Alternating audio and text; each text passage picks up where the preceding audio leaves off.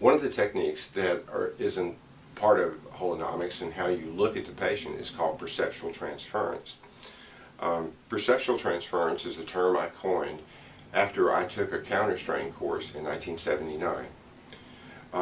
Larry Jones, the inventor of counterstrain, had come to Phoenix General Hospital to do a workshop in counterstrain.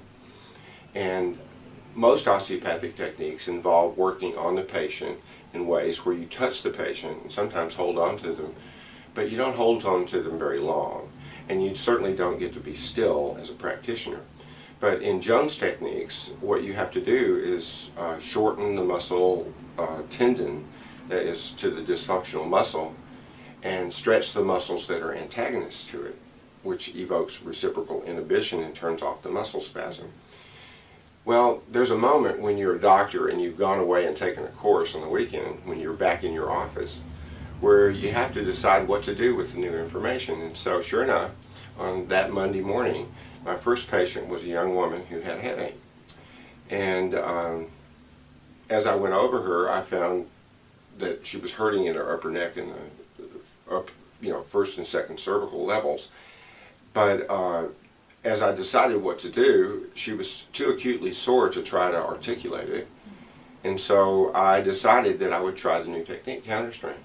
So the moment that I got the patient in a position to relieve her posterior C1 Jones point, where you extend the neck and hold the sore place in the neck, my eyes started to water. Well, you don't know what's going on, so I thought there was something like a chemical spill in the office, so I literally made the patient get back on the table because I had her head off the edge of it. And I got up from the exam table and went and opened the door and checked my nurse's station because I thought there must have been a spill or something, and there was nothing wrong. So I went back into the exam room and put her back in that position. And the second I got her back into the position that relieved the sore point, my eyes started tearing again. So on a hunch, I asked her if you've been crying. And she said, my boyfriend jumped up from the window last night when I was washing dishes, and I cried for 20 minutes that he could be so mean to me. Are my eyes still red? I said, no.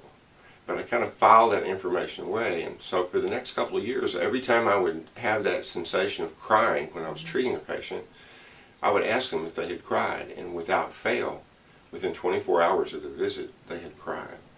So I came to call that experience a cry pattern. And I've discussed it with other practitioners over the years as I have come to explain perceptual transference, and others have also experienced that, which leads to how perceptual transference came into being.